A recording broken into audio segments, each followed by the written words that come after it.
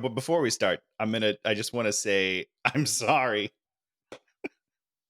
I pick bad movies, but like not like both of your movies have been very fun and very bad, and mine is just like very boring and very bad. I don't know. So wait, is this not part of the show? You don't have to admit this on the show that you pick terrible movies? I mean, I could. Do you want me to? I can put it in the show. Hey, watching with Dan and Tony.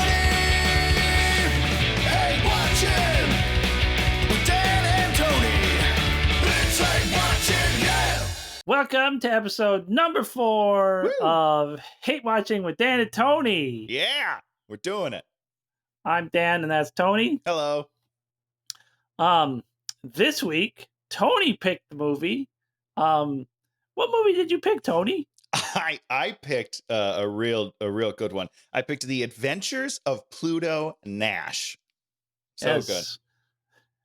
From 2002. Well, I think I think it came out in 2002, but it sat on the shelf for like a year with Warner Brothers trying to figure out what to do with it, and then they just kind of threw it out to die, as you do. And they made the mistake of releasing the movie. Right? Just swallow it at that point. Yes. Just eat it. You know, it's like the Jerry Lewis Nazi movie, you know, just put it in the box, put it on the shelf, and then make it a mystery. So when it finally does come out, everybody's like, they have to see it either way. Yeah. Oh my God. I better buy that DVD. I better download it for $19.99 during the COVID, you know, because I need to see something new and fresh. Got to see this thing that's coming out of the vault, 20 years old. Never saw it. I mean, they only made like $7 million on $100 million budget. So it's not like they did a whole bunch by releasing it. I was going to talk about this later, but I got to talk about it right from the beginning. It's like usually with a bad movie, you go and you do your research and you're like, oh, I found out all these interesting things. Not on this one. I couldn't find anything.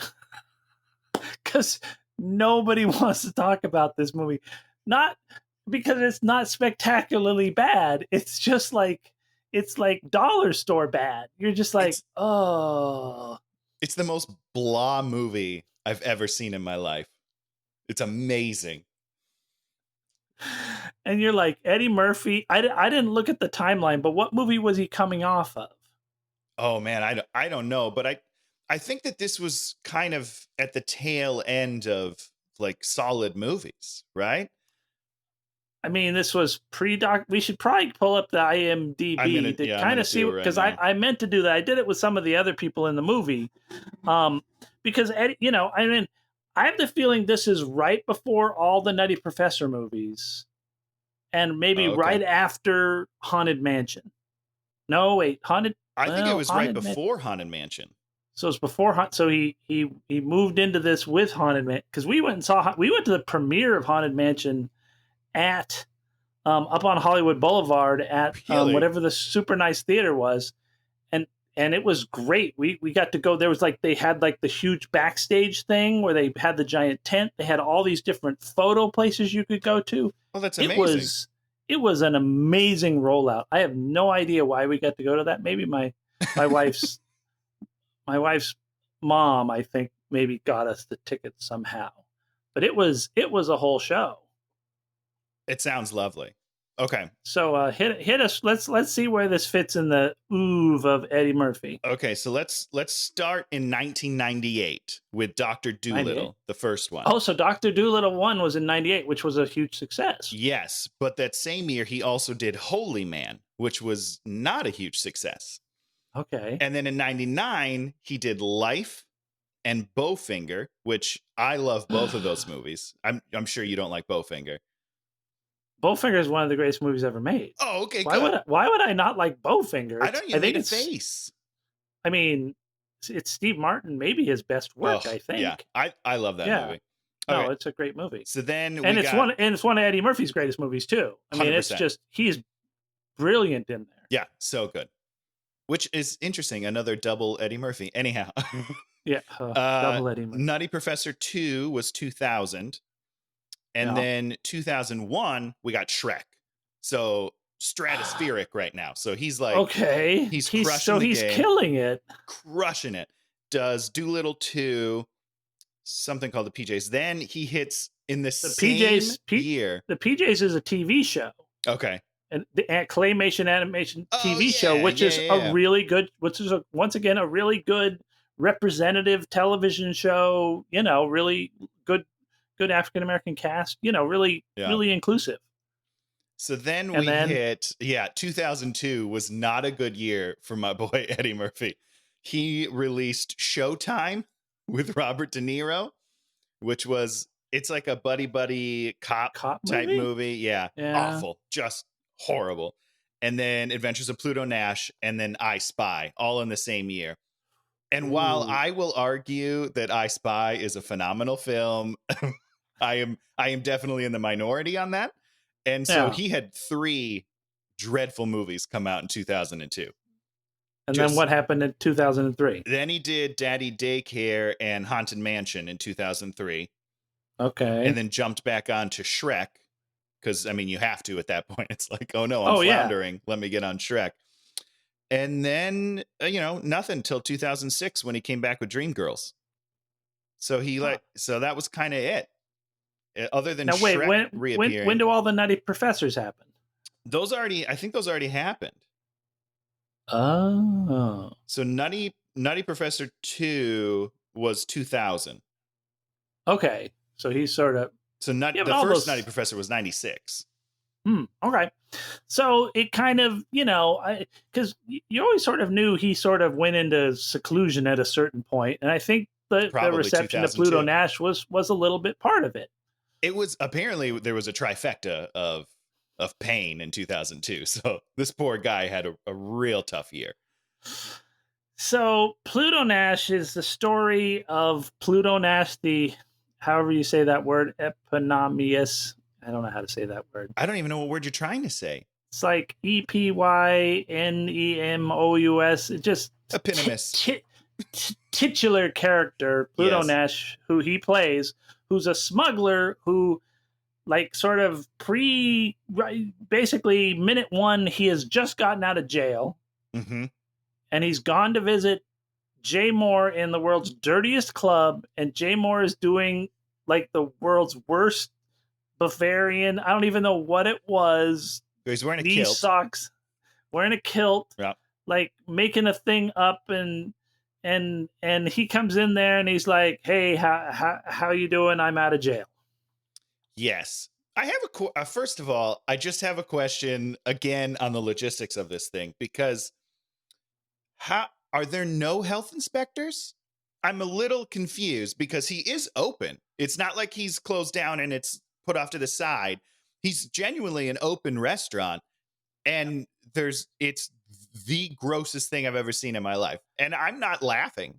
Like, I think I'm supposed to think that's funny, but I'm just like, why? Why is it so gross? Why? That's not funny. One of the sort of primary things about this whole movie is the sort of general design. And whenever they do these movies and they try to make like a whole world out of whole cloth, and they have a lot of money, but not an infinite amount of money, you end up with these sort of worlds that are just kind of sloppily constructed. Mm-hmm. And I'm reminded, we were talking about Demolition Man and the other one. When they go to the down below in the Demolition Man, it's Sewers, the same sort of way. But Demolition Man, you cut them slack because they don't put the whole movie down there. If the whole movie had occurred down there, you'd just been like, "What are we doing?" And in Total Recall, when they go to whatever it is, Mars, it's the same sort of, That'll you come have up to, later. You have one. Oh, Total Recall. You have like sort of one soundstage to sort of build this entire world. Yeah. It feels like, and the world never feels real. It always feels very contrived, very, 100%. Just like everything is made by a set dresser who is overworked and unhappy. I think that describes every single person in every single role of making this film. Everyone is unhappy, I think. Yes. I want to see like some behind the scenes footage, because I imagine everyone was just so depressed. Because that's the only way you can make this movie is if everyone hates what they're doing. Well, I think it's the exact opposite. Really? I think this movie is your classic case of the paycheck. They came to everybody and they said, Joe Pantoliano, here's your $1 million. You killed it in The Matrix. You're our character actor. You're, Luis Guzman, Rosario Dawson. We each give them this good check. They show up and they're all like, there's not a lot there. And so they just sort of have fun with it, or did they? They sort of go through the motions of having fun with it. They go through the motions. Yes, they are not having fun. But Randy Quaid as the robot, they're all just sort of doing their thing and like, well, maybe when they edit it together, maybe when they add the special effects, maybe when this, it's like, it's kind of magical thinking where it's like, maybe that +1 will come in there at some point. I understand where you're coming from, but I just see zero joy in anyone's performance except for John Cleese, who I assume didn't have to come to set. He just shot on like a green screen somewhere else, so he had no idea what movie he was in. And he's having his normal John Cleese good time. But everyone else is just so deflated. There's no joy in this whole movie. To me, I don't know. Maybe I'm wrong. I mean, there was no joy. Yeah, no, I'm not saying there's any joy. I'm just like, everybody just shows up and is like, oh, this is a nice party. It's like you go to a typical party. You're like, oh, this is nice. Let me talk to the in-laws. Let me have some of this dip. Your drive first home move is the in-laws? Dan, you're a strong man. Good for you. You got to go there. So Jay Moore, who's opening scene. I guess you're right, because everybody tries to they try and infuse in there. Jay Moore's like, I'm intense about what's happening. Mm-hmm. I don't know what it means, and I don't care, but I'm doing a thing. But I'm throwing something out there.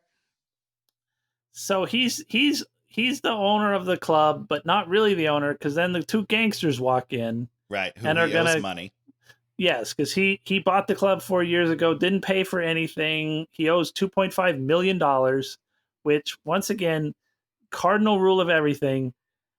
Why are you telling us how much money that is? Doesn't matter. Because, long ago, one of the things I always talk about with improv and everything is, don't talk about money. We don't want to hear about money, because immediately we're going to judge. We're going to say, why would someone give Jay Moore's character $2.5 million? Right, that's on them. How is this in 100 years? How is this club still $2.5 million? There's just all these references. Yeah, I was like, is 2.5 even a lot of money at this point? I have no idea. And they never really tell you if that's a lot of money. And then Eddie Murphy was just like, well, what if I take his debt? And it's like, maybe it's not a lot of money. You're jumping ahead. I'm sorry. I'm confused on the currency of this world. And that's the whole thing, is so that, they're going to pour battery acid down Jay Moore's throat, and Eddie Murphy comes, which is a great move. And Eddie Murphy's like, whoa, who are you? You're gangsters. I was friend with one of your friends who was in the thing. Now we're, it's like, literally, that's the thing about writing is, you can write a line to get out of anything, but the laziest writing is you just keep on writing those lines over and over again until there's nothing left. And there is nothing left. And none of them fit together. That was my problem, is like they pile on and pile on and pile on, but there's never like a cohesiveness, or there's never even like a callback throughout the movie, as far as I can remember. It just keeps trucking on forward, adding on shit. I'm just like, this at the end, it doesn't make any fucking sense. Basically, at any point, if somebody needs to solve something, we literally just write them a line that solves it. It's like, oh, the moon just went behind the sun, so everyone went blind, all the bad guys went blind, and so you can walk through the minefield because you remember from when you were a child that you knew how to walk through mine. That's the whole thing. It's almost like you give them magical skills. Yes. That you don't set up beforehand. You just do whatever you want. I mean, we'll wait till the end of the movie, but that is the crux of the finale, and I lost my shit. But I'm sorry, I'm jumping ahead, but we'll get there. So they're going to pour the battery acid down Jay Moore's throat. And what does the canister of battery acid say on it? I have no idea. What did it say? Battery acid. Okay. I guess I should have guessed that. They literally had like an aluminum canister that they took, and someone in the prop department printed out a sticker that they slapped on it that says battery acid. Because that's because it's not, you just go to the battery acid store and buy a canister of battery acid. Get a pint of battery acid, bring it home. You're fine. So here's my question. In the setup of the movie, Jay Moore wasn't very good. Nope. And that plays an important role in the rest of the movie, him being good. So I was a little confused. I was like, why would you set it up in the beginning that he's not good? I'm fine if nobody's there and it's because he's got a weird, kitsch thing going on or whatever, but he just wasn't good. But you see, that's the whole thing is Eddie Murphy, they write the line that Eddie Murphy says to Jay Moore's character, change your name and do this certain thing because if you want me to go into the mode of doing the whole real backstory that'll be in the novelization. Yes, I do, Dan. The idea of what Eddie Murphy's character, his real skill that they never really lay down is that he can see through the facade of things and tell a person what it is that they can do. Interesting. I'm interested in that. Because that's basically what happens is he tells Jay Moore to go and be Frank Sinatra and then you'll be a star. Right. Which you're kind of like, well, why don't you just have him be a star in your club? But we're not going to go there because that doesn't make it. So Eddie Murphy says he owes $2.5 million. Eddie Murphy says, "Oh, I'll take on his debt." Or does he even say take on his debt? It really felt like Eddie Murphy was going to pull out a checkbook and write $2.5 million and hand it to those guys. Right, which is why I'm so confused on if it's a lot of money because he was just so casual and just like, okay, how about I'll give you 2.5 out of my left pocket here, and then I'll just take over the club. That sounds like a fair, square deal. What? And there's an explanation for all of this. No, there's not.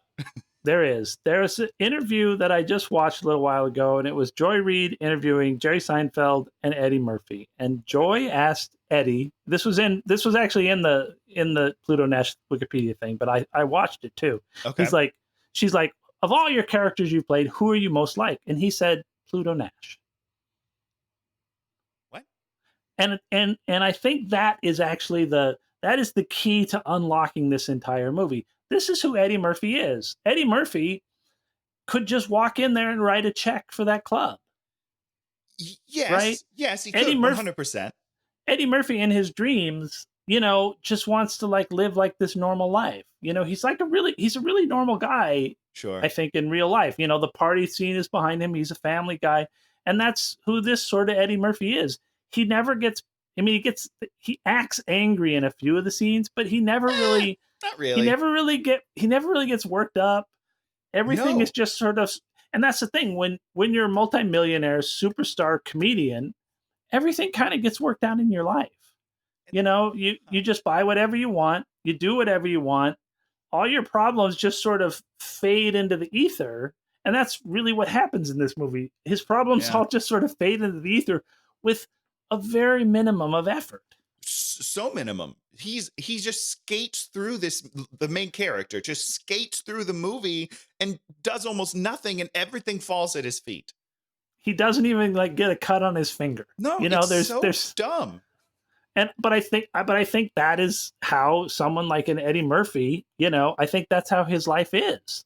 And I mean, think about it. If you had infinite money, infinite stardom, you could do anything, you could go anywhere. You have no worries, and you can solve problems for your friends because so he buys the club. We skip 7 years in the future. Right. What? And the club is hopping. It's thus place on the moon. We didn't really mention we're on the moon. Oh, right. Yeah. On, what is it? Little Earth or something like that? Well, they're in Little America. Little America. That's what it is. There's there's 3 parts of the moon, and they all have different names, and the names don't really mean anything. They mean absolutely nothing. They're just sort of names. So his club is hopping. Rosario Dawson's character comes in. she has like this whole story where someone paid her to come up here, then they went out of business, and so she needs to make money to get back down. And he's like, oh, I don't need, oh, she's a singer. I don't need a singer, but you know what? I'll give you a job as a waitress and then you can make your money. Why does she need that convoluted backstory? It doesn't, there's nothing, it doesn't pay off. It's not funny. Like, I genuinely don't understand. Just have her looking for a job. Be like, hey, I'm a singer. I'm looking for a job in a club. You have a club. Can I have a job? Why does she need to get paid to come to the moon? And then it's bankrupt. I don't understand it. And that's the whole, like with Mac and Me, I wanted to think that, there was some sort of thing behind it because that was funny because the movie made you feel good. It made you sort of care about the thing. And, you kind of, there was a joy to it. This movie, there's no joy. There's no joy. You're just like, wow, she's a waitress now and she's not a singer. Of course, we all know at the final scene of the movie, she's going to be singing in the club. And the other thing is, nobody has actual skills. No.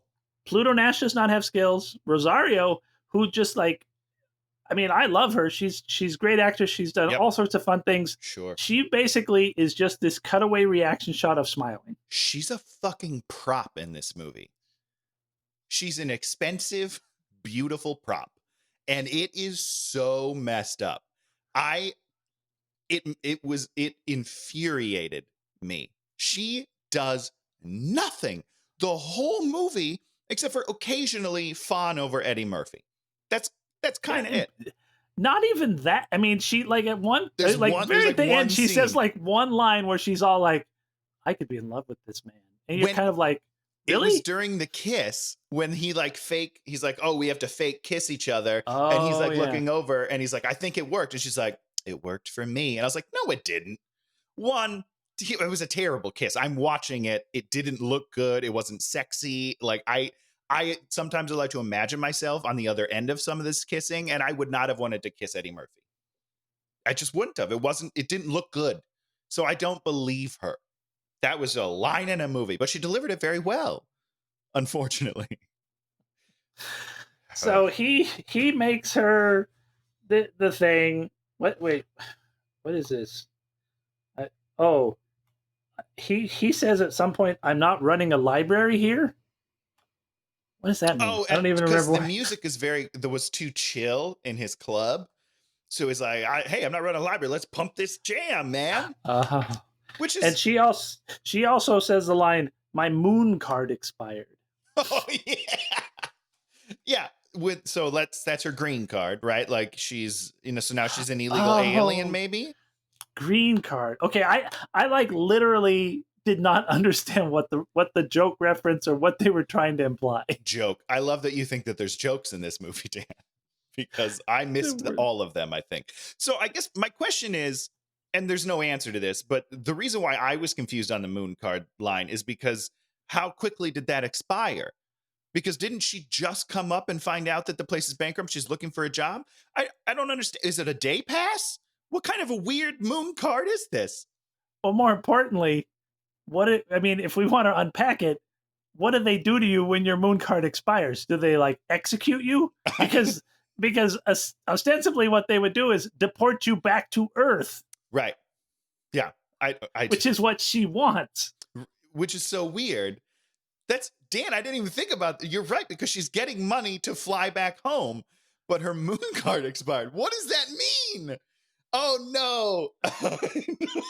It's like, we found the paradox of the movie.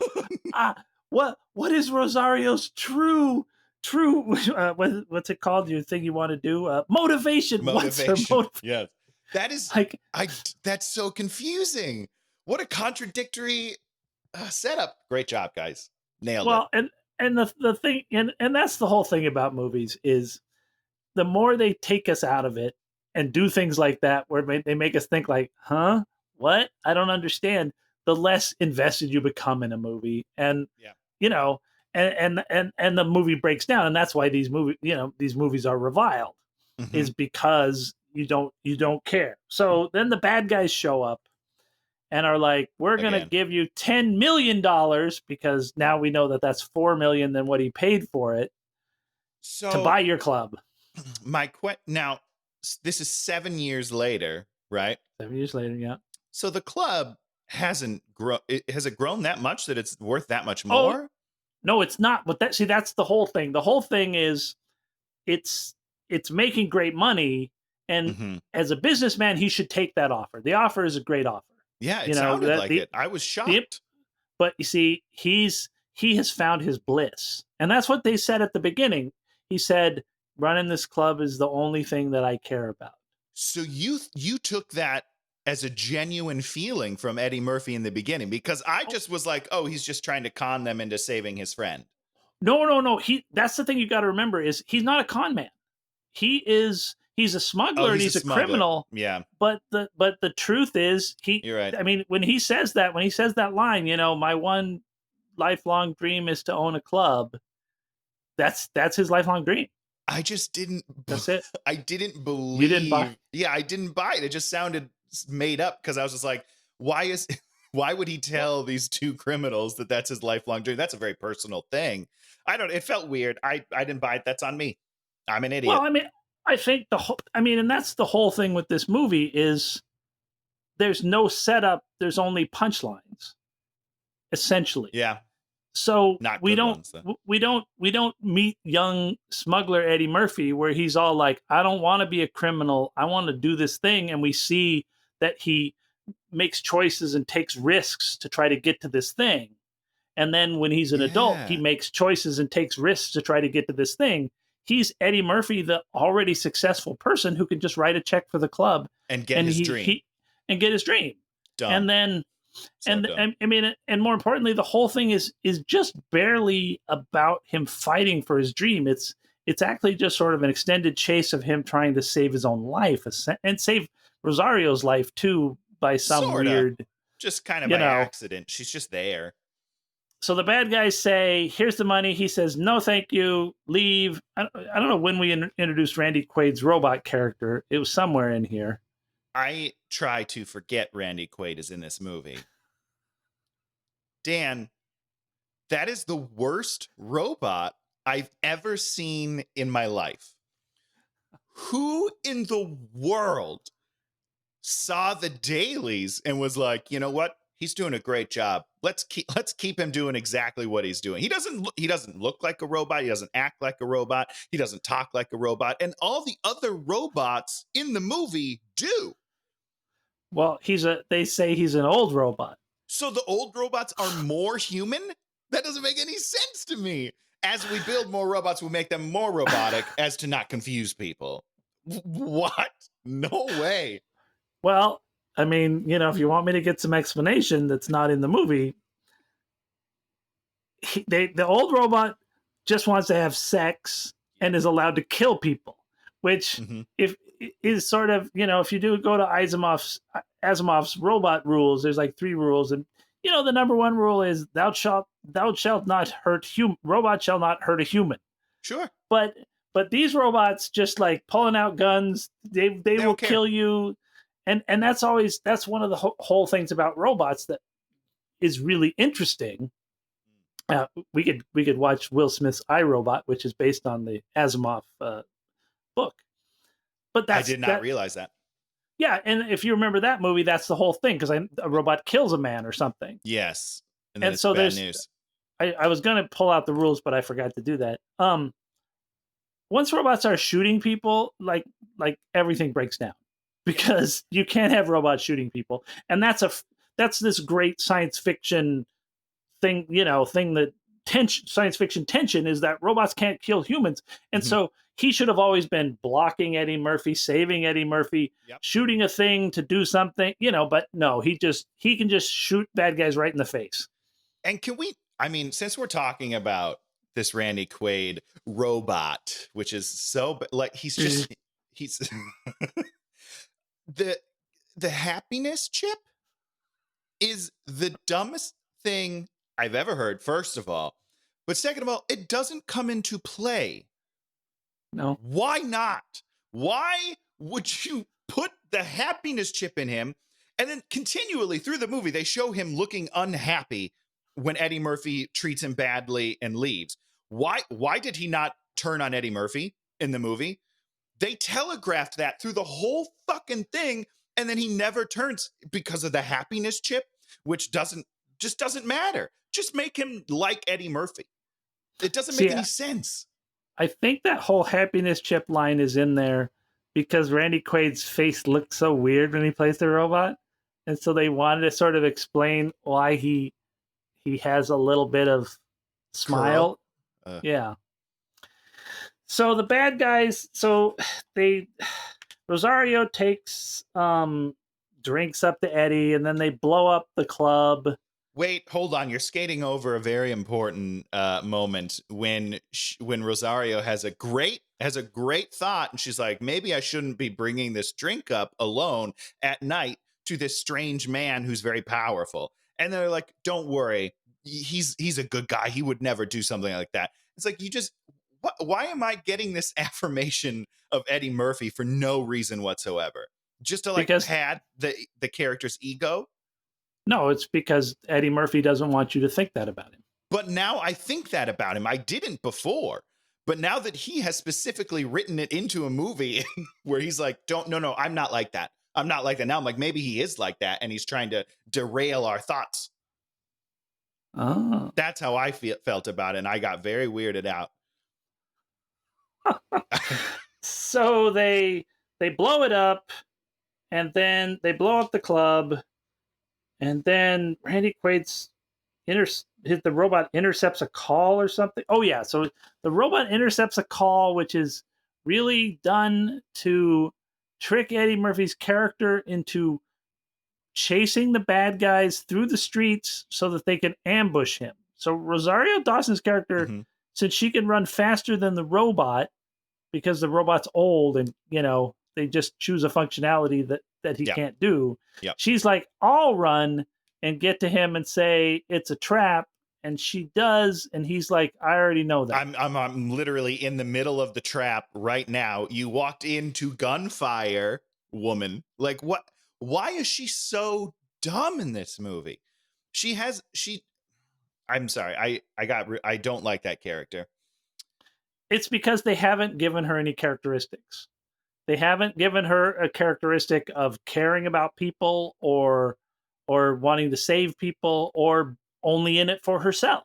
There's like so many different things that she could have, but they've literally given her nothing, like your whole life, give me a line reading or give me, what's my motivation? They're like, nope. No, nothing. Your motivation Zero. is nothing. Just advance the plot and listen to Eddie Murphy's exposition. That's all you have to do. And then, as I wrote it down here, worst gun battle ever occurs. I mean, it's pretty bad. It's pretty bad. It's like 1950s where shooting a gun is like doing like this. And I was like, maybe it's because lasers have more of a kick to them. Lasers do not have a kick and cannot have a kick. I mean, scientifically, sure. That's literally it's not like they're using inertia and whatnot. So I don't know. That was the best I could do, was that maybe they were like plasma guns that have all this kick to them. I don't know. It's real bad though. And the gun design, really looks like they just maybe bought some of the, ones from the Nintendo and then just sprayed them. Yeah, they're toys. I mean, they look like toys. They don't look like anything. And so the camera work in that scene is also bad. And so like, it's just it's not action. It's not an action. I couldn't figure out what this movie wanted to be, because it's not funny. And it's not, they don't make it exciting in like an action, like it doesn't feel like it's trying to be an action movie where it's like fast and exciting. So I don't understand what they were going for. I was thinking back on I think it was in Total Recall, which I have not seen in a million years. Isn't there like a whole thing where the woman who was his wife wants to now kill him and he flees? Yes. And they jump from balcony to this to that. Mm-hmm.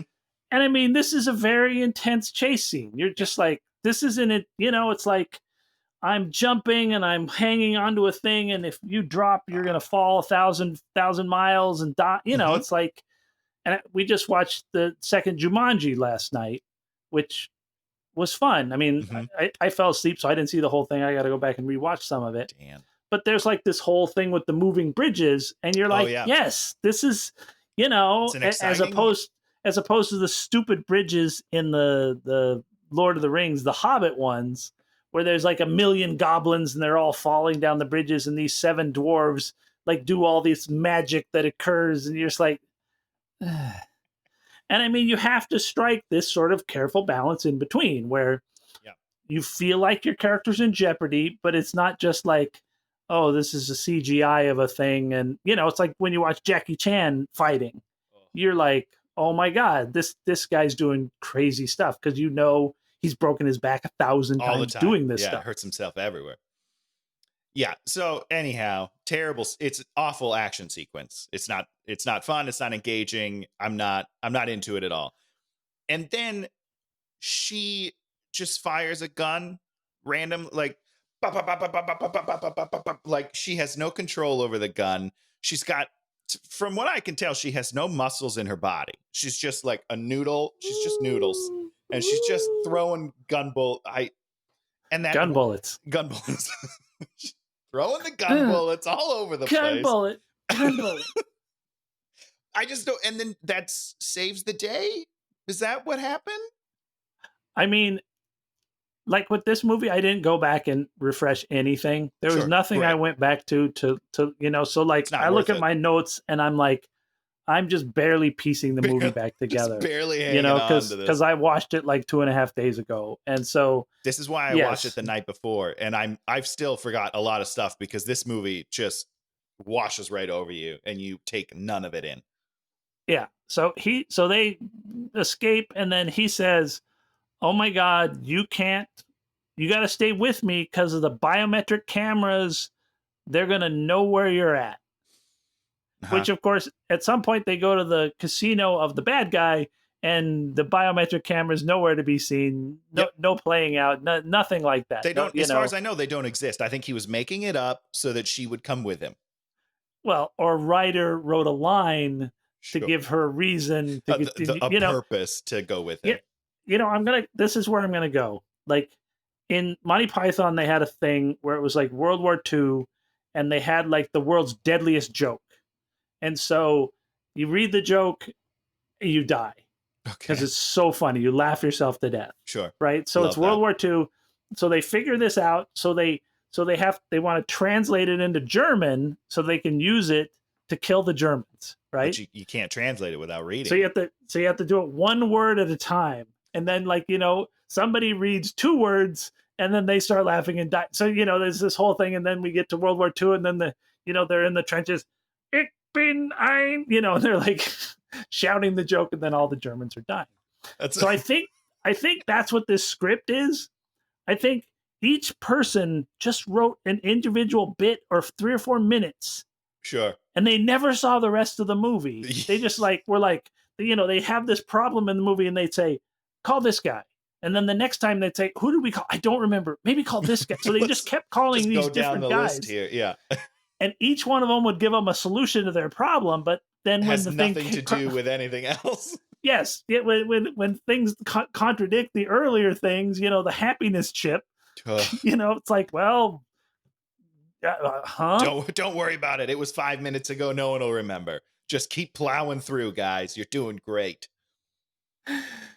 So, I wanted to also talk about Eddie Murphy's clothes right now. Oh, okay. Do we have differing opinions on Eddie Murphy's clothes? Actually, most of the wardrobe in this movie, at least Eddie Murphy and also Rosario's, felt like they just wore their own clothes to work. Yeah, and it was awesome. Eddie Murphy was dapper as fuck through this whole movie. So it didn't bother you that it looked like he just rolls in out of the limousine onto the set, shoots for half an hour, and then he's like, I'm gone, out golfing or doing whatever. It started as something that bothered me, and then as it went on, I was like, this movie, it doesn't make a lick of sense anyhow. I might as well love their outfits, because he dresses real nice in this movie. He does dress real nice. Beautiful. And that's, you know, just like Eddie Murphy does in Eddie Murphy's Real. 100%. Yeah, I was like, I think I wrote this in my notes somewhere that he literally just brought his closet to work and was like, I think I'm going to wear this today. And the costume designer was obviously busy doing something else and was like, fine, whatever you want. You're Eddie Murphy. Go do your thing. Because it's just Eddie Murphy being Eddie Murphy, and it's beautiful. So then we have like a whole thing with Peter Boyle, who's like a cop and something. I don't know. Then we have is that the pool scene where they're playing pool? I don't remember. It's about the hotel. So he ends up in a hotel. He has to hide out in the hotel. I don't know. And who's Peter Boyle? Give me. Is he Peter the dad Boyle? Everyone Loves Raymond? Yes, that's Peter Boyle. Okay. Then yes, it is the pool scene, and we need to talk about it real quick. Because, you mean like shooting pool? Yeah. Did you not remember them playing pool? First of all, it's the best special effect in the movie. When he does the shot and it goes up on the edge and comes back down? No, but that is cool. Before that, it was the break. So the balls are all in the pockets, and they did like a reverse shot where they shot it they played it in reverse. So he pushes a button and all the balls come out to the center, and then he hits it. Like, it was just this beautiful moment where it looks like the pool table resets itself, and then he plays forward, which is awesome. It was really cool. I was like, if they must have spent like 3 days on that one shot, and then spent 1 day on the rest of the whole movie together. But I think they just CGI'd that. I don't think they. I think they shot it. I don't know. Really, it you looked think like they shot it in reverse to me? But okay, I could be wrong. Listen, I might be overthinking it. Who knows? I wanted. What was your favorite part of the movie? Well, there's this really amazing shot that they did with the pool balls, and it's a sad comment on the movie itself, but it is my favorite part of the movie. And when you brought it up again, I did remember it happening. You remember seeing it. It's great. And anyhow, that's not even what I wanted to talk about in this scene. Do they ever tell you what year it is?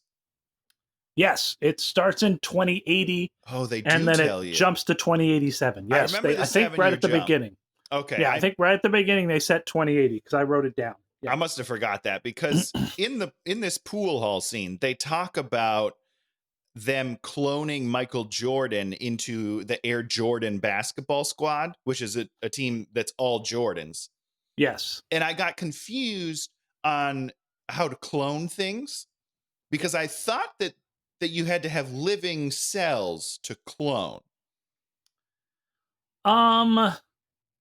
Yeah, not necessarily. I mean, if you do the whole Jurassic Park thing, the idea of Jurassic Park is you have amber, and then there's mosquitoes in there, and then there's genetic remnants DNA in the blood. Yeah, and so, and then the idea is a mosquito that bit Michael Jordan. That's what they did. Who had somehow some fan had kept it. Well, I mean, there you go. Actually, you could get the bloody sock from that baseball player, and there's DNA material on there. I guess. I mean, right. Yeah. So it's not the. It's not the worst science. It's a joke, though. Like, they do it as a joke because then they don't remember who Michael Jordan is. And that, after everything I just said, that's the problem I have with the scene. They don't even remember who Michael Jordan was. And this is only maybe 2080, 40 years after he dies, maybe. If he lives another 20 years from now, which he might. Yeah, he's in great health. He could easily live to 2040. He's a beautiful specimen of a man. You're never forgetting who Michael Jordan is. Right? So I was like, what a stupid offhand joke if you're only half a century out from his life, from the GOAT's life. Like, you would not forget him.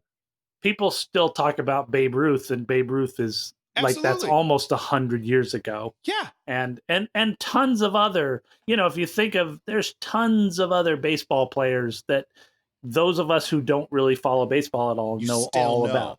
Yep. But it's a joke. Is it? So then we have the whole Ileana Douglas plastic surgery scene. Oh my God, I almost forgot about that scene. Where they go to her because they're trying, because they think that they've cloned Alec Baldwin or something. It's just like it's total red herring. Just like, let's just make a path, and then we'll have these sort of comedic things that not comedic things that happen. So they go to a plastic surgery thing in the future, and there's a bunch of butt jokes and tit jokes, and just like an egregious amount. It's so different from the rest of the movie. No. Does he say tits a lot in this movie? Well, then there is this, and once again, it seems like that one person wrote like these 3 or 4 things, because then there's all the robot sex stuff, because the Randy Quaid's robot always wants to have sex with everything. Horny robot, sure, but it's not done tastelessly, in my opinion. And my wife actually got mad at me because by the end I was laughing at the maid or the woman robot. Oopsie. Like, it did get to me. I did think it was funny eventually, not at first, but the more they hit it, like at the end, when she's doing it at the end of the movie off screen, I was like, okay, that's kind of funny.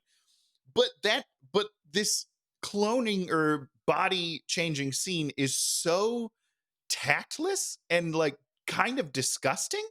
And he's saying things like, oh yeah, you got to get them tits everywhere, tits hanging out. And I was like, whoa, this doesn't even, your character hasn't said things like that in the whole movie yet. Nope. And this is very weird. I did not like the scene. It didn't make any sense with the character that they were building, which is this smooth, suave guy who's not hitting on beautiful Rosario, and like you said, later he kisses her and he's not hitting on, he's not sleazy, but he turns into weird sleazy guy because that's what you need for that scene is, that's where they think the jokes are. You can always find the jokes somewhere else, but they chose to always sort of try and find the jokes that didn't go anywhere. Right. Yeah. Yes. So she gives him this WZW monogram. Right. Oh my God, that's right. Yeah. Which he figures out. Oh no, he doesn't figure out. She figures it out. She figures out and then doesn't understand that she figured it out until he has to explain to her how she figured out the fucking clue. I was belligerent at this part. Like she solves the problem and then immediately is like, "Oh, what did I do? Did I help?" I was so mad, so dumb. This was when back when mansplaining was cool. So his mom shows up at some point. Oh my God! Yeah, his mom shows up and it's what's her name from all the blaxploitation movies. Yep. Pam Grier. Yes. Once again, another person who I'm sure she was very happy for that paycheck. I'm sure she has never revisited this movie. Nor should she. And so she shows up, and then is there another whole gun battle where they have to flee again? Yes, because I think Peter Boyle gets killed. Yeah, and more. Yeah, oh, that's right. Yeah, she like calls them and is like, "Oh, he's dead." Oh. No. That's later. That's later. Because this is because they're like in the layer then. But there's a gun battle because the mom kills a couple of robots. She shoots a couple of robots, doesn't she? She shoots the day. Yes. So to escape from the hotel, there's another gun battle, which, once again, they literally get in an elevator.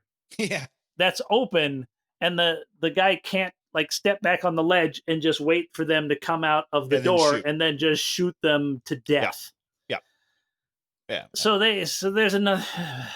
So then they go to steal the car to flee out into the thing, and you say to yourself, "Where's Mom?" They left her. They don't show them leaving her. They don't explain. They don't even give us the stupid line, "Mom, you're going to be safe because you're going to wear a hood and not be biometrically seen," or "Mom, you're going to, you have the ability to turn into mud, so you'll just mud around and no one will see, like." That's you should have written this movie, Dan. That's nice. I love that twist.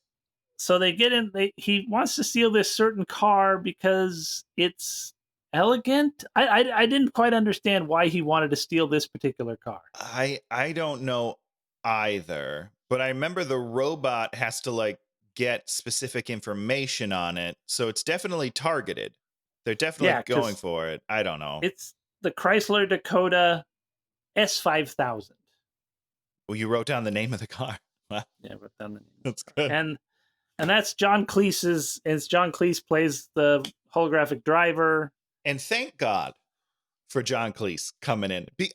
It's the only time in this movie that I chuckled was John Cleese's character. When yes, I mean, maybe it's just because I love John Cleese and I was just like, oh, a friendly face. I don't know. But I thought some of his bits were funny when in the car. I don't know. Maybe I'm this wrong. Movie, none of the I mean, it's not that you're wrong. I mean, people are always gonna find certain things funny or slightly amusing. But it's like there's nothing that you can immediately pinpoint and say, oh my God, that bit about the happiness chip, and then all these bad things happen, and then Randy Quaid's character keeps saying, oh my God, what good luck that we just got our arms shot off. Ha ha ha. Yeah, not good. It's not good. They didn't ever do anything that. So they drive out to his secret dome where he has all of his old smuggling stuff hidden. We pass by a Trump Realty billboard. Oh, that's right. We also make the Hillary's the $1 bill. The Hillary bills. And both of those jokes are like right next to each other. Yeah, which I thought was really creepy. Yeah, basically this movie is prophetic, but it missed just like this much, They got it wrong, basically. They should have made Trump president, and they should have made Hillary someone that's actually respected and people care about. Great joke. Would have been hilarious. So then we get to his dome, and they play Dancing in the Moonlight, and we get Tony's favorite part of the movie, the sex robot that Randy Quaid's robot wants to have sex with because they're robots. And if I'm going to program a robot, I'm going to want to make it very horny. So there's actually a decent amount of stuff to unpack for this, Dan. First of all, we have to remember that Eddie Murphy set the sex robot up like that. So yes, he did. He is a creep. As much as this movie tries to tell me he's not, they continually show me him being a creep. Even though they're like, hey, he's not a creep. He is a creep. Okay? Actions speak louder than words. And you're fucking a robot, or at least like keeping it around to make you think it wants to fuck you. I don't know. It's weird. So immediately I'm turned off by the scene. I'm like, okay, this is kind of gross and not all that funny. But then the more they do it, the more it becomes funny to me. Well, and I mean, that's not a you problem. That's a real thing. Yeah. You hit, in comedy, you want to hit your jokes over and over again. And if you're watching Weekend at Bernie's, which I rewatched most of that movie like 4 or 5 months ago. Interesting. Some of the stuff gets to be very funny. It's like really stupid. It's puerile, but like when when they pull like the rope and he puts his hand up to wave, it gets to be funny. It's funny. When they bury him in the sand, when they do all, and he's flopping this way and flop, you're like, okay, this gets to be funny. It's stupid. Yes. But if you hit your jokes, and it's because you're admitting your joke is a joke and you believe in it. Yes. And it reminds me of like an improv when you do a joke and it misses, but you think it's so funny. You're like, fuck you guys, audience. I am going to do this joke until you laugh or until we both kill each other. It's one of the two. And at a certain point, Tony's desperation on stage starts to get laughs. The joke never gets laughed, but his desperation for wanting people to care about what he has to say, this poor, sad comic. That's right. It's he's got that happiness chip, and he's not letting go. Through. Come on, come with me.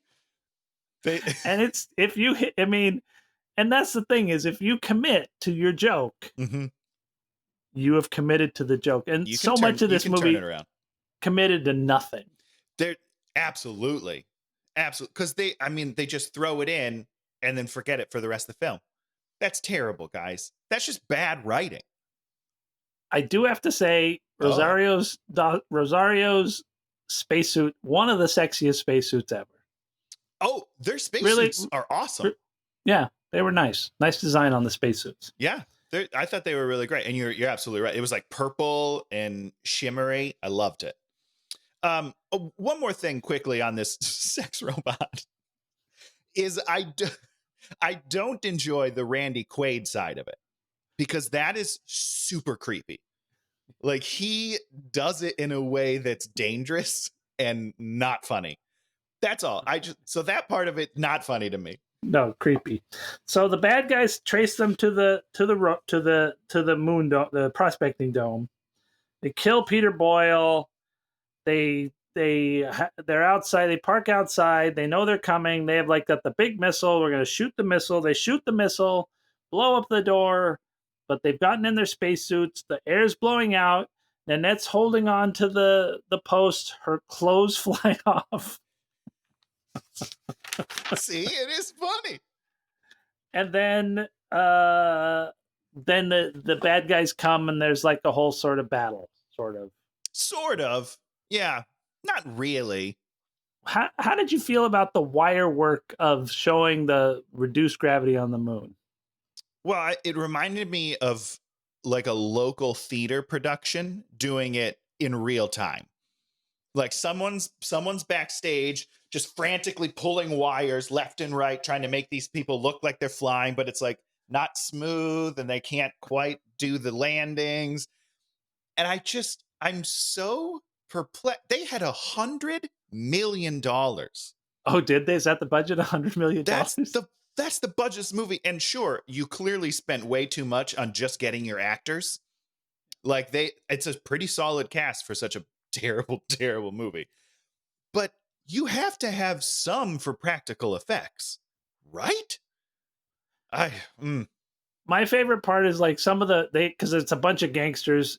They're sort of standing out there, and they're just it's like they're standing on the back lot. They're just there's they didn't slow the film down a little. They didn't do a little something. It's just we're just guys hanging out. They sort of put us in wardrobe and we're in outer space, but not really. So there's that. There's a big chase through the tubes, these stupid tubes, which was terrible. And they make a big jump and they think they're dead. Oh, yes, the jump. The car crashes, and then they're walking, and then they run out of air, and then Randy Quaid's character, the robot, picks them up, and somehow he's out of juice, and so they're walking. Low battery. Low battery. So they're out of juice, out of oxygen, Everything. and Luis Guzman's Felix comes driving up in his smuggler van and somehow gets them inside and gets them oxygen before all the brain cells have died. I mean, I didn't look up, how long you can go without oxygen, but I don't think it's very long. It's not very long. So Todd, let's talk about Luis Guzman and this characterization. Okay, so I like him. Not in this movie. In general, I'm a big fan of him. And I will say, again, similar to John Cleese, he clearly wasn't around for a lot of days of production. And so he at least had some energy, which is great. But 90% of the things he says doesn't make any sense. I'm your number one fan. So, so Pluto Nash is famous? Is that what I'm to believe? For being a smuggler? Because everyone seems to know him. I'm a little, whatever. You know what? Don't care. Fuck that. So Luis, he also has a backstory similar to Rosario Dawson that doesn't make any sense. Not similar in nature to the story, but just that they gave him an unnecessary backstory. Tony, if you told me you'd give me $100 if I could tell you any part of his backstory, I would be like, I have lost his bet. It's fine. It doesn't make any sense. I don't even remember. I also don't remember it. But I wrote down that it didn't make sense. No, listen, if anyone watches this episode, they can just go watch that scene and then tell me in the comments what the backstory was, because it literally didn't make sense when he said it. So I was like, is he making up his own backstory? Or is this supposed to have really happened? I don't know. I got confused. It didn't make any sense. So somebody out there, tell me what the backstory was, because I'll tell you right now, I'm not going to go watch this movie again in any capacity. I did it once. I'm not gonna give you $100 if you tell us. So he takes them to the gambling area where they're gonna look for Alec Baldwin's character. Why is Alec Baldwin in the movie at all? I don't understand. It's a red herring. I mean, I get it, but isn't that an expensive red herring for this movie? Oh, Alec probably comped them. Also, he attacks a photographer in the little clip. Was that post him down the stairs? Was that post him actually attacking photographers? In my mind, foreshadowing? It was. Yeah. I thought it was actually like a joke on his personal life, is what I imagined it was. But I don't know, because that seems pretty tasteless. Yeah, we needed to make I guess if you had Hasselhoff, he'd have been eating a hamburger. So, of course, Luis has all this weird crap in the back of his van. And of course, they were in spacesuits. So they're like, oh, can you loan us some of these clothes? Because we know they have to put on the hilarious costume outfit to walk into the casino. Sure. So they walk into the casino with the hilarious outfits. Randy Quaid. Real quickly, hold on. Eddie Murphy's outfit, not hilarious. No. It's, again, beautiful. Yeah. But then Rosario Dawson's is like a little bit racist, but, but fine, So I was just like, why is, again, it doesn't make sense to me that he would just have this beautiful suit for Eddie Murphy just lying around. Because didn't he say he smuggled it from Puerto Rico or something? Why are you taking nice suits, fancy suits? I don't know. Oh man, we didn't do the freeze dried Chihuahua. We can talk about that. No, we can't. So yeah, it's like you're doing the hilarious outfits, and then you don't do it for any reason. No one comes up and says, "Pluto, why are you dressed like a prostitute?" Yep. We don't. They just sort of. We have about 30 seconds of them wearing these not even hilarious outfits, and we don't even get any payoff from that. Randy Quaid's character wants to have sex with a robot, or breaks a robot, he breaks the arm. He breaks the arm of the casino robot because it wants to have sex with him. Yes, but she's too ugly, so they put Randy the robot in robot jail, and then they really jail. Yeah. We'll get to that. We'll get to that. So Jay Moore's character is here performing. And so Tony Francis, I'm his friend. They're like, how would we know that? Because, it's not like you're someone who he literally refers to as his closest friend, I believe. Right? That's what they said. Who were to understand in the last 7 years, where they basically live 15 minutes apart, have never communicated spoke. Zero. He's never come spoke. To the show. Jay Moore's character has never come back and paid Eddie Murphy back for saving his life, giving him all this. These two best friends have not communicated or interacted for 7 years. I mean, fame will do that to you. You drop people like bad habits, Dan. So of course, to go to the Tony Francis show, they have to get tuxedos. And of course, they have money. There's no hilarious having to steal tuxedos. They just go to some place and magically have tuxedos given to them. A real fancy tuxedo. And the biometric cameras have not spotted them. Him using his credit cards is not a thing. Oh no, he does use cash to buy the tickets and buy the hotel room. Yes. Yep. And he doesn't want to give their thumbprint. Implying that that's how they would find him, by giving a thumbprint. Yep. But so they go to the Tony Francis show. Talk to me about the Tony Francis show. So again, Jay Moore, not super talented. I mean, he's very talented. He's very funny. I like him a lot in life, right? But as a singer, he's not doing anything for me. I'm not wowed. I'm not like, oh, this guy's got something. He's not good. Why did they pick Jay Moore for this character who's not in the movie that much? He's just in the beginning and the end. So they could have picked anybody. Maybe pick like a singer or someone who's a little more conventionally handsome than Jay Moore, so that I understand that he's, people are charmed by him. I get nothing from this character. I don't understand why he's famous. I would never go to his show. And I think people that go to his show are stupid. So after the show, he gets backstage and goes to Jay Moore's dressing room instantly. Yeah, which there's no security whatsoever. Couldn't do that before the show. I was like waiting for through the whole show for Jay to go into the audience and see Pluto and have a reaction. Yeah. And be like, Pluto. Doesn't ever happen. For writers who continually just write them out of situations, that is the easy out. But instead, they just ignore it and let him back. There's once the show's over, nobody cares. It's fine. Do whatever you want. So Jay Moore is going to do like a whole thing where he's like, you can use this secret elevator. And then he opens the secret panel and he's like, you got to jump and do this and that and everything. Mm-hmm. But then the security just comes and arrests Eddie Murphy's character. So instead of showing us some Adventures of Pluto Nash does nothing. Which, I mean, pretty much the whole movie sums it up right there. And Rosario goes and like breaks Randy Quaid robot out of robot jail, like by basically doing nothing, right? So she didn't do it. He ended up doing it himself because Rosario Dawson's character cannot do anything.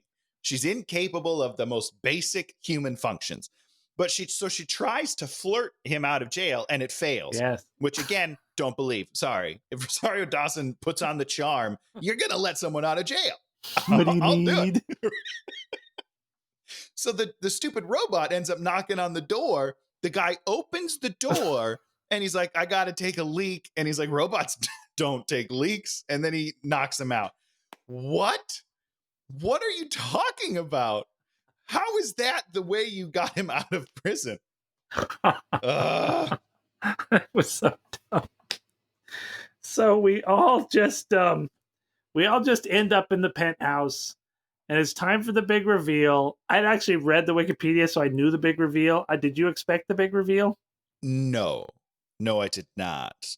Oh, so you were surprised by it. Okay, so let me do the big reveal. Is disappointed. The bad guy, we're like, the chair's going to spin around. We're going to see Alec Baldwin. But no, it's a clone of Eddie Murphy that Alec Baldwin had done right before he went into jail because he wanted someone to run his casinos or something. So this harkens back to what we were talking about earlier of them adding new information that should have been set up earlier in the movie. Yeah. Because we learn at this point that Eddie Murphy in prison had his appendix taken out. That's never mentioned at any other time to like set this up. The way to do a good twist is that you put nuggets throughout the movie. So when it happens, you're like, oh my God, I should have known. I should have seen that the whole time because the clues are there. And if you watch it again, you should know. But this is just like a random thing. Because that's the thing you could have done. You could have said, oh, prison was okay, except I had my appendix out.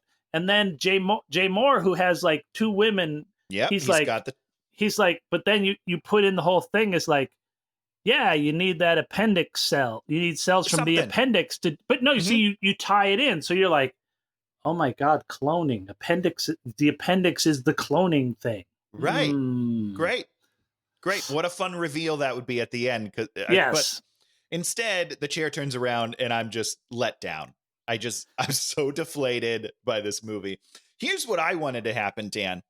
Oh, wow. You worked out the ending. I was hoping, I was praying that when that chair turned around, it was Rosario Dawson. Because she's not in the room yet. She's still down with the robot, supposedly. So I was desperate for her to be the bad guy. Ooh. So that the whole movie, she is like leading him to a trap. Because that was the whole thing was like, how did they find me at the dome? Mm-hmm.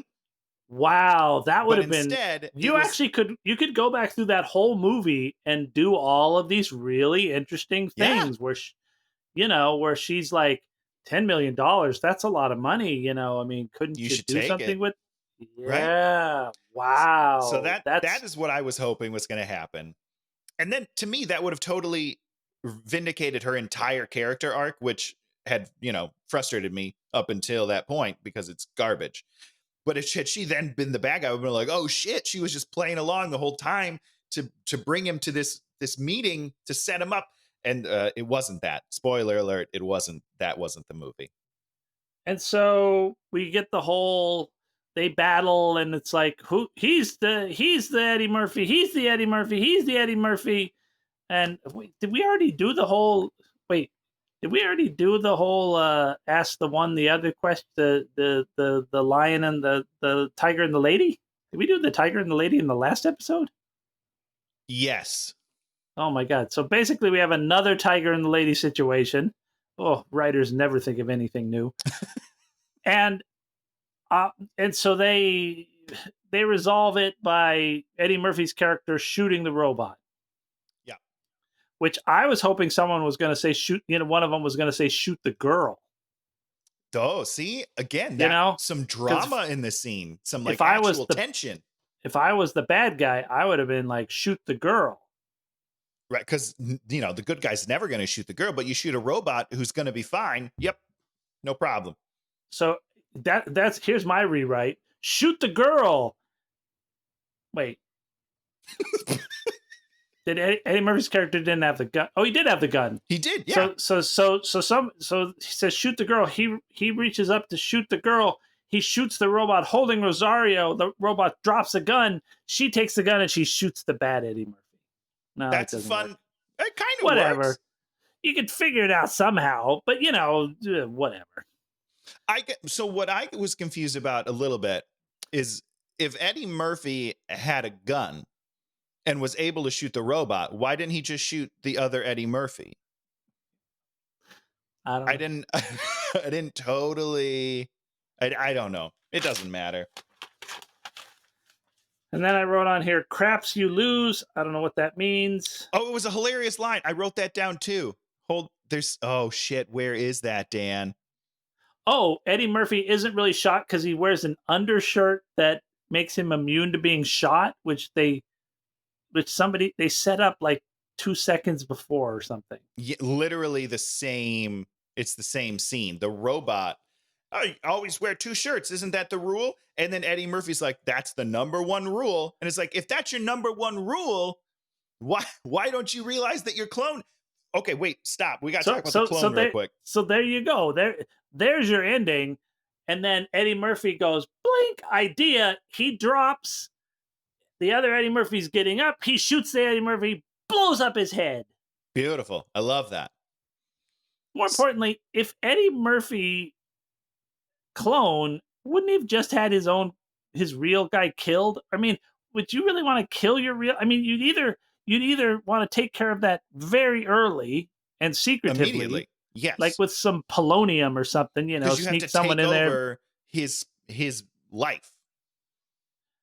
Yes, and okay, what were you saying? So my question on the clone. Is he telepathically there's been a lot of telepathy in these episodes, I think, but is he telepathically linked to the real Eddie Murphy? No, because the whole thing about cloning is the world's dumbest thing. The only thing you want to do is people clone their dogs or their cats or their cows, sure, because you're never going to get the same creature. If I were to grow up again, first of all, how do you age them up to the exact same minute and age as the thing? Because the clone should be like, the clone should be 7 years old. You age it, and then somehow you magically give it all the memories of a human being. If you have a way to download and template and put the memories of someone somewhere, you'll put it on a hard drive, and then you can ask them. Oh yeah. It's just so stupid. I don't know. I was very confused on how he knew all that. It doesn't matter. But because it's they just say I say the word clone, and then you go, "Oh, he's an exact copy." But no, that's No, not how. It's not like you zzz and they divide, which is fun. that's called magic. You can do that in a magic universe. Sure. You can't do that in a science universe, and is that where we are? Well, yeah, all these movies. I mean, movies like this, of course they rely on magic because nothing makes any sense because they haven't built a world. It's like that's what's great about the Jumanji movies. It's like, yeah, you set up a world where you can do things, right? Yeah, absolutely. Where it's like Jack Black's the archaeologist character. He's like the one who could just look out, even though the player can't do it. Mm-hmm. The character can do it, and that's what makes those movies so interesting. Is the player understands he doesn't have these things, but the game gives him access to this information and understanding and ability. Yeah, this thing, they want all of that, but they want it in a science fiction. And the thing about storytelling is it's the restrictions that make it into storytelling. Yeah. In this movie, there's no restrictions, so there's no storytelling. There's definitely no storytelling. So why does he say "craps you lose"? Okay, I did find it. So that's the ending when Eddie Murphy gets knocked out of the window and he's falling down onto a craps table, and right before he lands, the guy that's working is like, "Craps you lose," and then smack, he lands on the table. And it did make me laugh. It was funny. Then they play the song "Everything Is All Right." All right. Roll credit. Oh, no, Rosario's. Yeah, she's a singer now, which is fine. She's fulfilled her ultimate fantasy, even though I thought she wanted to go home, but I guess instead she's just going to work as a singer now. I'm very confused. And there are only 2 clubs on the moon, so she doesn't go to all 50 clubs on the moon to see if she can be a singer. She just gets the one. Gets thrown out by one, then goes to Eddie Murphy and is like, "Well, you don't want me as a singer, but I'm gonna take second best because I'm a woman." Yeah, so stupid. It is very stupid. And I guess that's it, right? That's the movie. That's the movie. So I wrote down the word perfunctory. Okay. Do you know what that word means? I've heard the word, Dan. But if I had my thesaurus, I had to look it up because that's how I felt this movie was. And I looked it up, and perfunctory means carried out with a minimum of effort or reflection. Okay, yes. Then that is accurate. That's the most accurate word ever. Everybody just sort of cruises through this thing. The writers sort of cruise through it. The special effects sort of cruise through it. Eddie Murphy. Nobody takes a moment to think about maybe putting some meaning into their artwork. Not at all. In fact, I feel like the writers wrote the movie and then never went to set. Like usually you have a writer on set to help, if you need to make changes or anything, but I don't think that happened. I don't think they were there. I don't think anyone was there. I don't think there was a script supervisor. I don't think anyone was making sure you were saying the right things or continuity of I don't think anyone tried at all on this movie. And we put everybody on blast on this show because that's what we're here to do. And I understand the writers work hard. Oh, for sure. You try. Everybody tries, but sometimes you just end up with them. You just, for whatever reason, you end up with these movies that just don't work.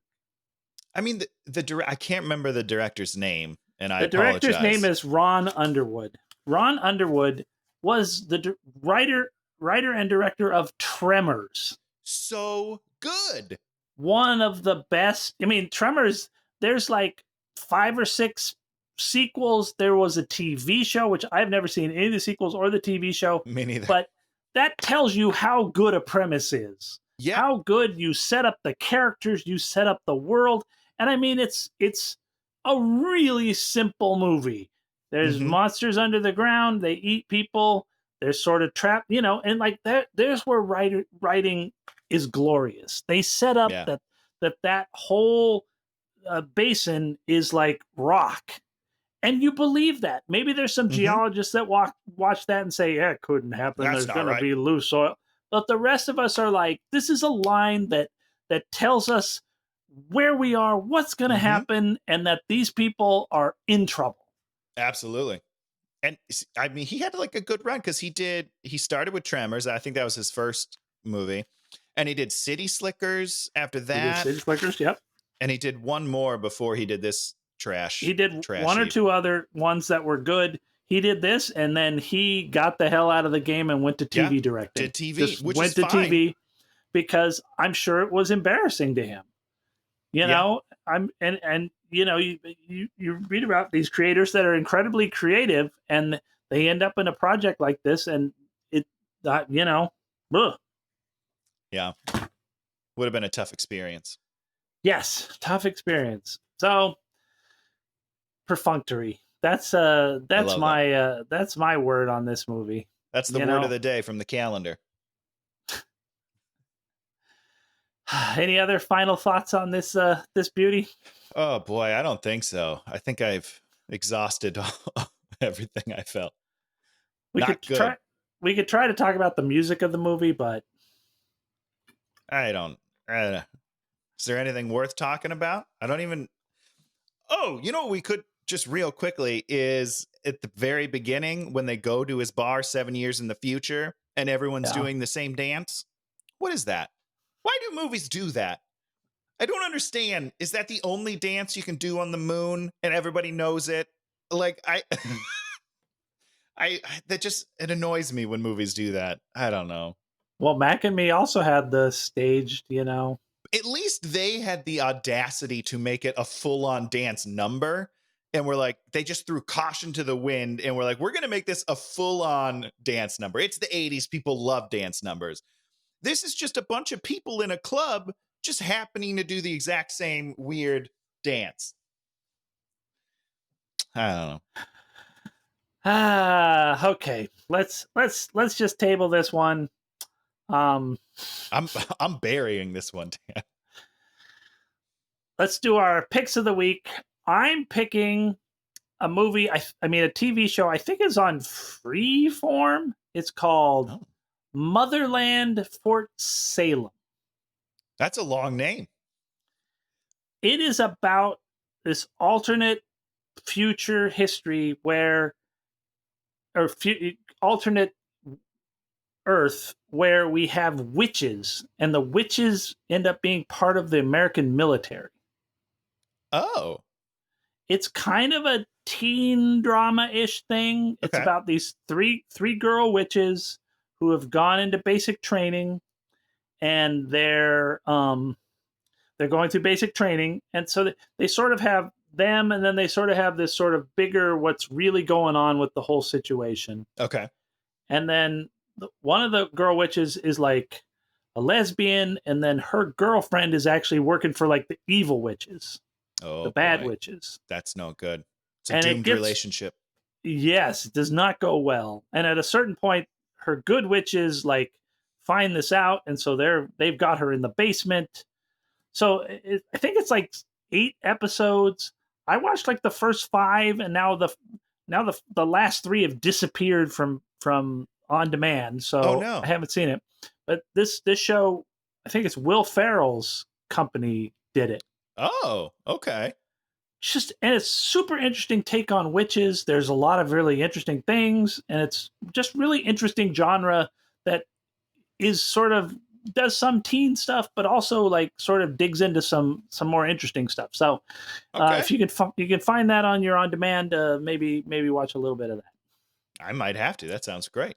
Yeah, I really liked it. And the young leads are all very interesting, and they're very differentiated, and just the whole cast it's really interesting when you see these really interesting casts where it's just all these they're just picking young actors, and you're just like, many of these people are going to go on to do interesting stuff. Oh, for sure.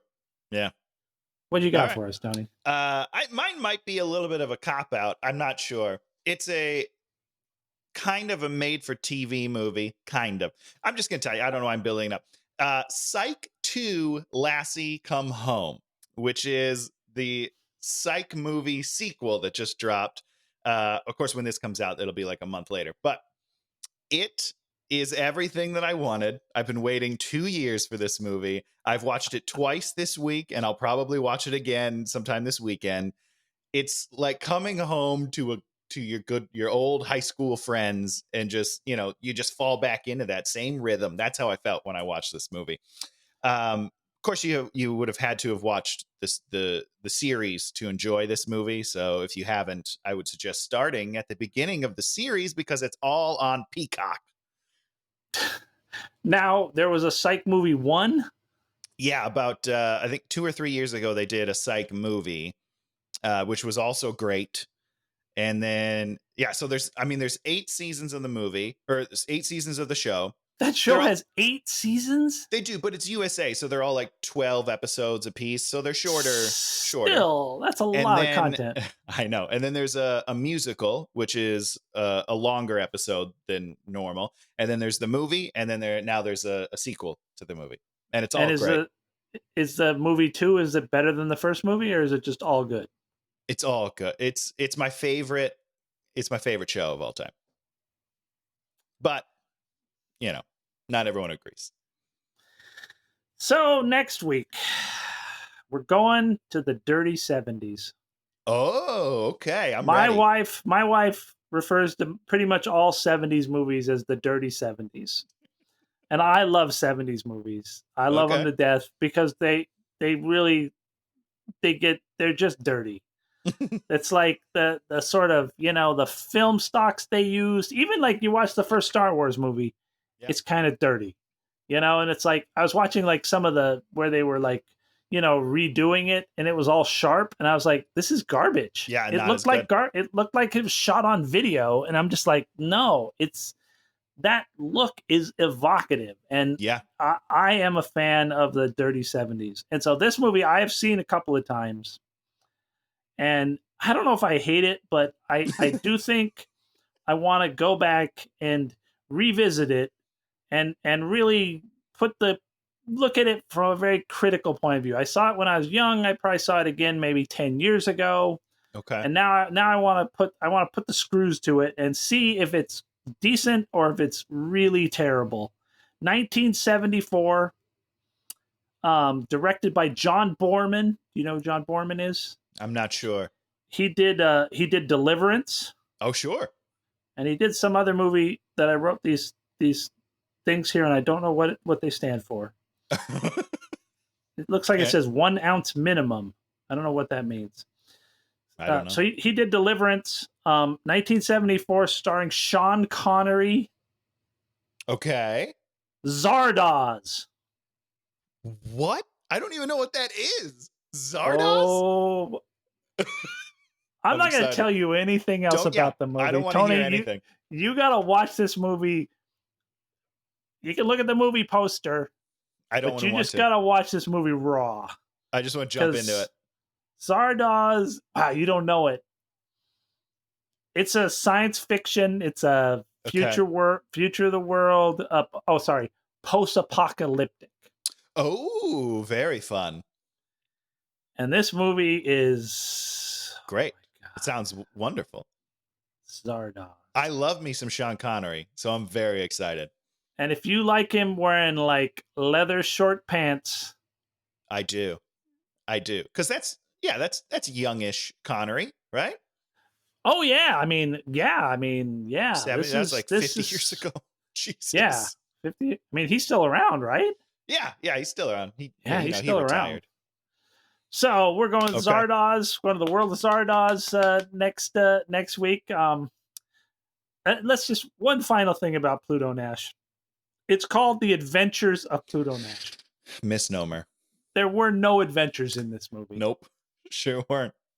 I mean, just think of all the things he could have done that were adventuresome. Mm-hmm. Nope. They even kind of set things up to be adventures, but then we're just like, he doesn't really need to do that. Because you just write a check. Yeah. You don't have to do adventures if you can just write a check. Maybe that's the lesson of this movie. Get rich and you're on easy street. There are no problems when you have money. That's the moral. The checkbook of Pluto Nash. End scene. Love it. I'll see you next week, Tony. See you next week, Dan. Bye-bye. Bye.